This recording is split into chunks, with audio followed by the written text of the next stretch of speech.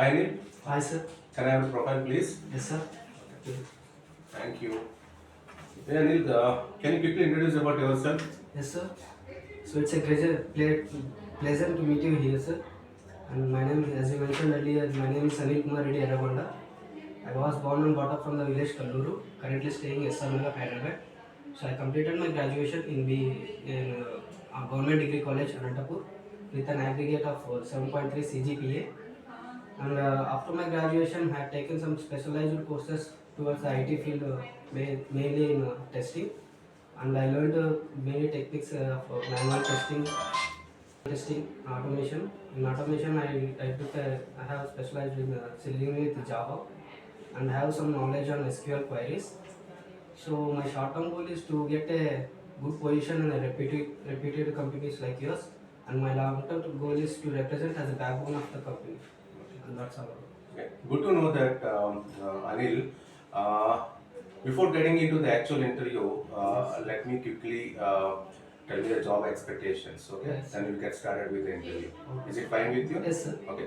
So we are looking for a experienced manual testers.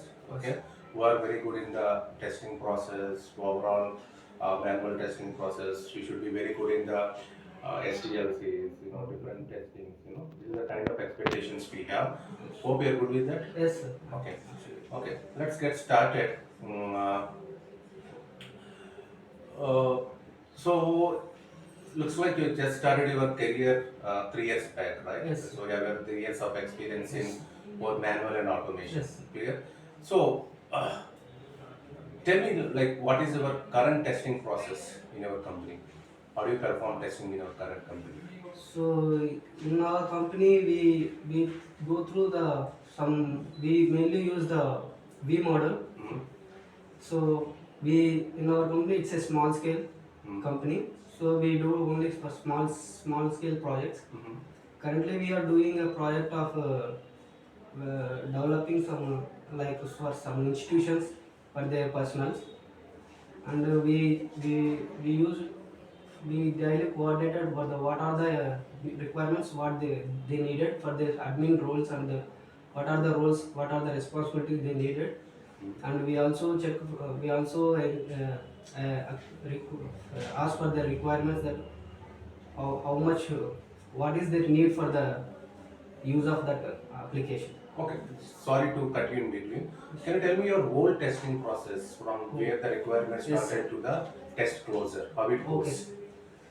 So basically, the customer, they need an module, an application with an different module roles. So we acquired that, we analyzes that and prepared an logins, and some by preparing an FRS. Mainly we prepare an FRS, then we review that FRS and we break down that FRS in FRS. Why do you, sorry to cut on again, why do you prepare the FRS? From where you will get the FRS? So, our business team prepared the BRS mainly, and from the BRS, our analyst prepares that clear documentation, because with the BRS business requirement document, there is a high level document. So for the easy understanding and what are the modules which we are required easily, so our analyst prepared a clear cut of the modules, where the module, how the module should be started, and how the application should be started, and what are the functionality should be included in the application. So with that, our development team and the test and our team had a clear cut of overview over the application. So later we developed that application using V model. So in firstly we verify that FRS, and we follow some review techniques. So then we in as a part of our testing side, we prepared so many test cases. We break down that scenarios and prepared some test cases for that. And we mainly focused on the login and logout functionalities, and what are the major functionalities for the requirement. And we also access some role-based modules for that application what the customer required. Later our development team developed some builds, and we conduct different levels of testing. And after the all over the verifications and different levels of testings be done, so it is approved by our business analyst and UA team. Later we submitted to other customers. So we get a feedback of up to 95% with some exceptions, and our customer is happy for our work. Good to know that. So thanks for explaining your testing process. So I have a few questions here. Yes, sir. Can you just explain? You talked about two words, verification and validation, right? Yes, sir. Can you just throw some light over that? Okay, sir. So verification is that we verify that for the preventing of defects earlier, sir. So in verification we don't have some structure of codes or nothing, but we don't test the structure of the code dynamically. We just verify that code and we using some review techniques. So those review techniques are we verify some peer reviews, but and walkthroughs and inspections. So in the verification we don't test the check code. So we mainly review the code for earlier prevention of defects. And in validation we test each the source of code and we find out the defects and we validate. So mainly the purpose of this verification and validation is for the quality of product. So what happens if verification is not done? So if verification is not done, there may be the chance of raising some mistakes where the developer can implement those mistakes where it is as it is in the if the verification is not done. So developer has the chance implementing those as it is. So this may lead to the failure of that application. Good. So verification basically mean to say it prevents the It defects. prevents the defects And by using different review techniques. Okay. So what is validation? In validation we test after validation is done, after the coding is done. So in validation we dynamically test that code. So in validation we have different levels of testings like unit testing, integration, system testing and UAT testing. So firstly, after the developer develops the code, he tests each and every structure of the code in an isolation model. So he uses some black box techniques. So Is it black box or white box? sorry sir, it's a white box techniques. So he use some white box techniques of he verifies that branch statement coverage, branch coverage, condition coverage and loop coverage. So he checks each and every structure of the code, and later after checking that the working functionality is fine in every code, he integrates that code in some integration model and develops an integrated system. So that integrated system is thrown into the testing environment. So in testing environment, when that integration is done, it comes to the system environment called system integrated testing. So we perform mainly that test in testing environment. We don't need the structure of the code. So we mainly check the functionalities. So what is the input and how the system responds to that, and what the output will come. So we verify that like using some different black box techniques like ECP, BVA, and decision table, statement transactions, statement state flow, and use cases. So we have different black box techniques to verify that build. If the build is and we'll check that functionality using different functional testings also, like smoke, sanity, regression, and we do that build and verify the functionalities of build. Okay, good. Sorry to cut down again. Good to hear that you're talking about different testing types like smoke, sanity, and regression. So can you just try to differentiate these things? Okay, sir. So when the build first comes into in that city environment, we verify that build is whether the stable to perform to continue with another next level of testing or not. So if the build is stable and it is okay to perform the next level of testing, so we accept that build. So we mainly do this all testing as a part of smoke testing. So in smoke testing, we just verify the build, and if the build is not stable, we just reject the build to save our time. Because in breaking the builds, in performing some functionalities and breakdown build, so it's a waste of time. So we just reject the build, and we again send to the developing team to check functionalities are not working. And later, if the build on sanity testing, we perform on stable build, mostly stable build, where we look into the minor objects like if any code changes is done or not. So in retesting, we test if after the code, if any changes are done, we check, verify that if the code is, if the defect is really fixed or not. So in retesting, and we test that in retesting. So regression, we test that if any testing changes are done, if any code changes are done, we will check that that code change is impacted, or in the, if there is any impact in the earlier previous build or any previous existing conditions. So if there are any impact on this, we will check this in regression. So in my testing, there may be not possible to check all the functionalities or do all the regression. So for the smoke testing, we do some automate testing, because for every each build we do some. So we automate the test cases for the smoke testing, and for also regression we do automation testing. We automate the test cases for the regression, and we mainly, we don't do all the test cases to for the regression. We mainly select that what are the modules which you interact frequently with the customer. So we'll check that those in the regression. So, what kind of releases do you have? What type of releases do you have? Yes, sir. We have different releases like new feature release. What is a new feature release? So if any new feature is added to the existing one, or if the new application is released, so we define it as a new feature. And if there is any bug fixes or any releases, we if there are any defects or any others, so we release, we fix that boxes and release that application.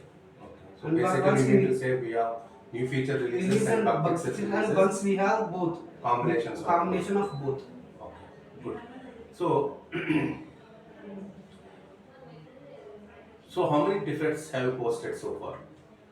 So far I have posted of 10 defects. Why only 10 defects? In the last 3 years, you posted only 10 defects? No sir, it's in recent application, so it's still ongoing. Okay. So I posted for 10 defects. So it's a part of my. So I posted 10 defects. You remember how many of them got rejected? You have posted Yes, sir. 10, right? How many of them got So rejected? out of 5, 2 are rejected because FRS is not clear for me, and I wrote some. I made mistakes in writing the sample test cases, Okay. and 2 are rejected and 8 are accepted. So at least 20% of the defects are rejected. Yes. Okay. How do you ensure that there will not be any rejections in our application and rejections in our defects? How do you ensure that? How do you cut down the rejection ratio? You said right, Yes. out of 10, 2 got rejected, right? Yes, sir. I don't want any defects got rejected. How do you ensure that? How do you improve on that? So I may basically I must improve in understanding the feasibility reports, FRS reports. So if any deviation is made in between that, so I make sure that it is a defect, and if I had a raising of defect, so I post it in ALM, and mainly I reviewed I reduce by taking some screenshots and showing that, and mainly I understood that application and write the valid test cases. We mean to say you have to review the test Review cases test thoroughly, cases thoroughly. so that there won't be any missing Missing steps or wrong steps, right? Okay. Okay, good. Okay, so so can you just explain the defect life cycle, how it goes? Okay, sir. So defect is mainly if there is any deviation between the our expected result, and what the system stored as the actual result. So we post it as a defect in ALM, or what are the tools provided by the client. So when we post that defect, so it's in their new change. It's in their new state. So it's a new defect. So the state will be the new state. So if that is verified by the developer and he accepts it as a defect, so that state changes to the assigned state. So in assigned state, after getting the assigned state, so they will prioritize that. In before, if they prioritize that defect as a P1 defect, so the assigned developer will check and verify and fixes it and release, and should release in that release only. So if that priority is not made and if it is accepted as a defect but the release date is not fixed, so that defect will be kept in a deferred defect. So if the defect is rejected, that is showing that it is not the defect, so the developers will reject that defect. So after that, after that acceptance of the developer, that bug, that defect, he verifies that and what are the code changes to be done, and he changes the code, and again he sent to the to verify that the. So in verification or in retesting, so we test that the bug is really fixed or not. So in that state, we'll check if that bug is really fixed, we closes the defect, and if the bug is not fixed or any new bug is arrived in code changes, we reopen that, and we again post, we again sends to the to reopen it to verify that. Good. So, so we're talking about, ahead you were talking about priority, right? Yes. So what is the difference between priority and severity? So priority is mainly based on the business point of view. So if the business has more impact on that defect, so they will prioritize that bug as, so must be fixed in this quarter and in this release only. So in severity point, it comes to the developing team point. So how much the bug impact on that application. So we mainly have four severity like P1, P2, P3 and P4. So it's a severe defect. It must be a critical defect. So we must have to fix it early. And if that is a severe defect also, if the business team decide it has having low priority, so it must be neglected. And what are the business priorities? So what are the business gives the priority to the bug, that must be fixed earlier. Okay, so talking about severity and Priority. Can you tell me one defect which you have recently posted has high severity and low priority? Any defect from your application? So you think that is a very high severity, but that has given a low priority. Can you remember anything on the top of your mind? No sir, I didn't have any. It's what are the defects I posted is have high priority, because the main defects Okay, I observed high in priority, right? high priority only. Okay. Is it, what about the severity of the defect? Is it low or high? So I posted mainly high and medium severity, sir. So and some of the low priority, low severity, like some low severity. So in one module I found that admin name or some that header page is not in the correct form of GUI what the requirements are. So I posted it and it is a low, but the business team here has a high priority. Okay. So testing is something that you cannot continuously do, right? Yes. Somewhere we need to stop the testing. So when do you stop the testing? So we stop the testing when there are the priorities of P1 or P2 defects are red. We ensure that there are no P1 and P2 defects, and some conditional sign-offs are done with the client having some low priority, low severity defects. Conditional sign-offs are done, and after ensuring that our test percentage is 95% passed, and the application is with out for the 95% outcome. So we'll stop that testing. Okay. We'll release it. So have you ever come across where the defects got leaked from SIT to UIT? You didn't find the defect in SIT, Yes. but business team found the defects in UIT. Is there any such instance happened? No sir, I didn't left any defects. You find everything in SIT? No sir, but our team has made some mistakes. I had learned never team. So we found a defect where this medium priority defects. It's a medium severity defect where the some mail is not sending that. So we didn't get the mail after the login page is done. So that is the defect found in UAT.